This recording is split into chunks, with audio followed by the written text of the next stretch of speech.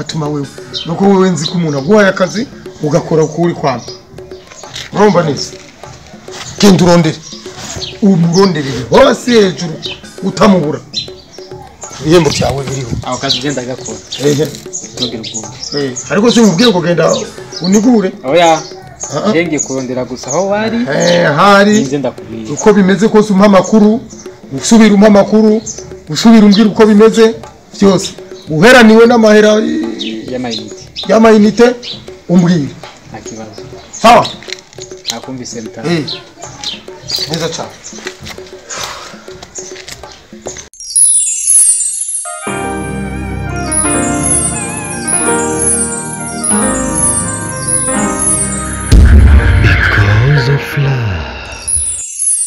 Karadogo. Sawa.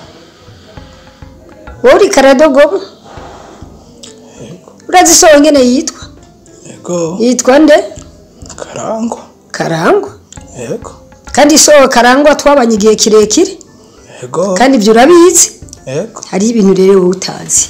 Ariko je nashaka mu bugwaneza ewashe atabwo bufise atamuruho mufise mu mutima atangorane ni mufise umbwiza ukuri umbwire neza idonido siko byazamuda ingene yagiye nenda kubwiye ko nze gufungisha yego ariko nayo yimbwira neza atangorane ukuri sinze kufungisha mugabo wimpishije kandi ukarinda ko ndabimenyera ku bandi bantu umenya ko George nyene nzoja kwironderera umukomiseri pick up azongera kubashwa kwicaye ko no mu mpimba ico renda kikubwiye ukimenye ushire mu mutima wawe ubanza wiyumvire neza siriko ndakwirukisha yumvire neza mu bwiza kuri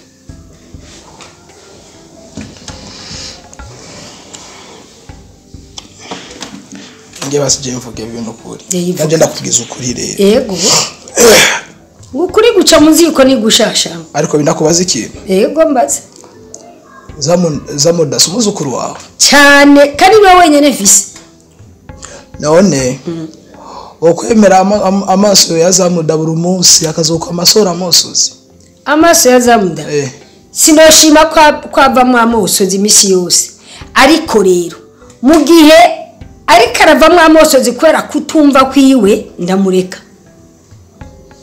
nene wewe nanje nakubaze wowe umwana wawe aje ati mpumukate wotori wiyukamuha cyo nikibaho ati mpisamaki wotori inzoka ukamuha oya none nawe yorira wowe ufise ibuye cyangwa ufise iyo nzoka ariko mpumukate kwambye je nta mukate fise mfise y'amabuye nawe yorira gahwera oshumwe ngo akirarya oya cyane mfise inzoka iwacu nitujya inzoka ararize arahwereye ngo ndamwisamaki nje nari inzoka namuhango akirarya oya numva renca namureka akarira kuko imera nimeruka arahora sivye none nuko duga kwijambo rero barira uti je cyambere kwanza je nongere kandi kuvuga bibi je zamuda mfata nk'umushikanje ndabizi kandi iyo mbonye zamuda atafisa amahoro naje sinaronka amahoro kubera cyo icyambere papa yambwiye ngo kibondo hajya nakora sikuko sakazi ahubwo ndi mu muryango nivyo ni yakubesha je nimba nasubiye mu rugo naje ruguru ndakurungikayo genda mu muryango nuje ku kazi yego anco gituma zamuda keshi nakunda kumita warada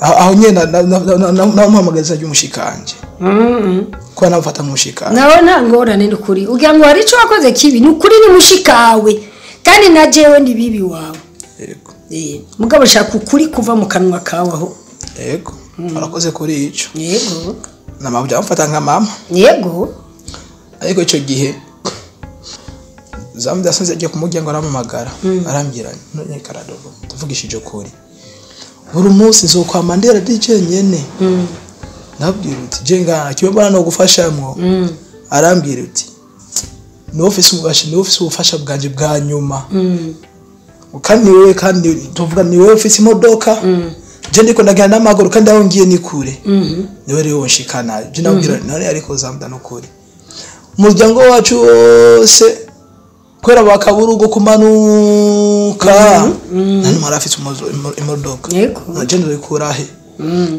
aranyishura ati si imodoka yo kugenderamo ariko ive nuko twabanye ngaha sizokwamandira jenge nabiguma bimbira afite nakabonge Yego.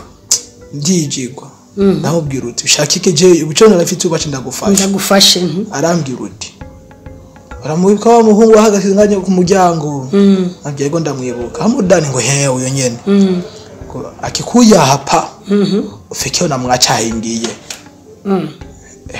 nuko yambwiye akikuya hapa ufike na mwacahingiye none yarinjiye Hamdara oya yinjiye yaciye cyaguma ngaho hanze nta macagiriki Hamdara arambwira uti ntiyashika rero mureke yinjire cyangwa mamagare ndarindira wa muhungu aje ashikajya ku muryango aradodora ndamugwe namubaza wowe shaka iki none bwaganye nazamda namukiniye none wasire nakubye kujya muhungu aje ngaho utiza kumwirukanira kuri ibintu kwibabara no kuri ibintu hayi mucigiriki sawa bandanye ariko ntubwire mabuja no kuri oya se namubarira oya banzu oya n'ukuri se namubarira we twavuganye ko ari ukuri tuvugana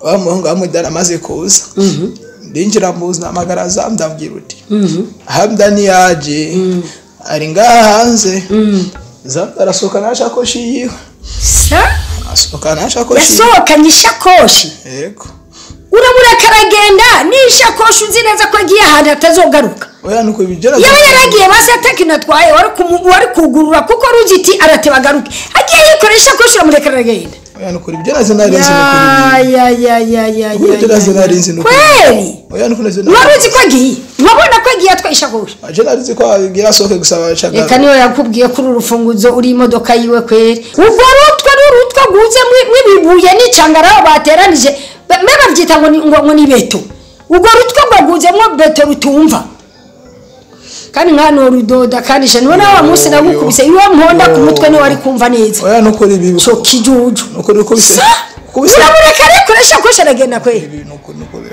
none gakara ubwo nibona ko mubatumye umwana wanje yomoka urimo ariko bino kuje mu mbabarira gusa ugira imana ko nagusezeraniye ko ntazokuvungisha umbwije ukuri gurakoze nayo ubundi ubunyana cyenda guta mu mvuto bakakubura ko waseseme wajya umurozi mu bandi mwicanyi icyo kiba nawe yonyikiye umwana bagihume ngibere kuzimukura agahomigwa yantabana nabanye neza naso nakwereka ibyo nagukora nkaguta mu kuzimu nawe ukagenda iyo umwana wanje agiye wabugeserawe narahumanya ariko mana ewe Zamda ariko nk'ubizamudariye uba ni mu gihugu gitwara nde iki gihugu ari hehe yagiye umuntu yo kwibaza ngo ari hehe ariko mana Imana yaremye abakobwa bubu yarabahumanije n'ukuri nta mitima yararotse inyuma y'umuhungu utazi ngena ameze warakubwiye yishe so wewe nushaka kumva ubu nyene yubahutse aratora ishakoshi aragenda inyuma y'uwo muhungu bagiye kubana yo reka dutubike umuganda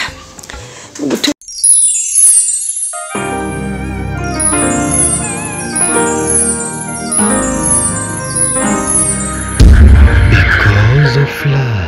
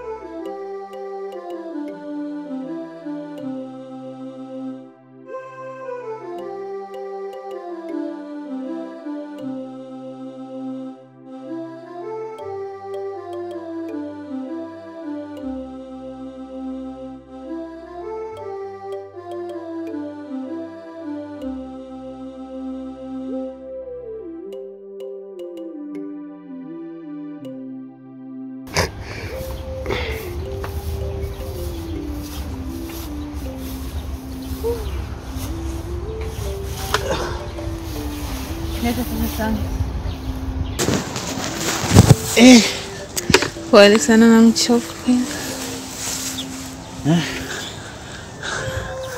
Ingekuwa ungefuna zirai. Mimi siwezi. Siwezi kweli. Hata kama tumeamua si wenyewe kukimbia siwezi kweli. Haya maisha hapa. Wewe.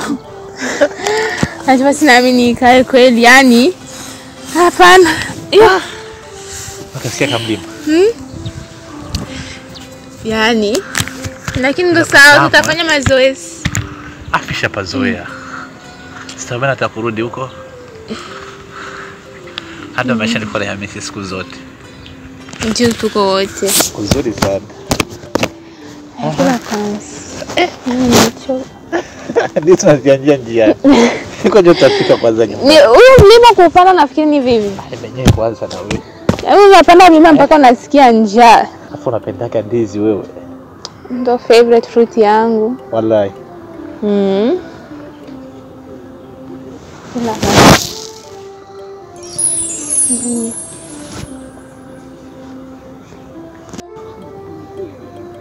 Nini? Nachoka. Pole. Unachika nini? Yesu anambia umechoka. Jinsi kunyanya maji. Nimechoka. Kwani nimekushindikiza? Yo, basi tachukua ingine. Yao.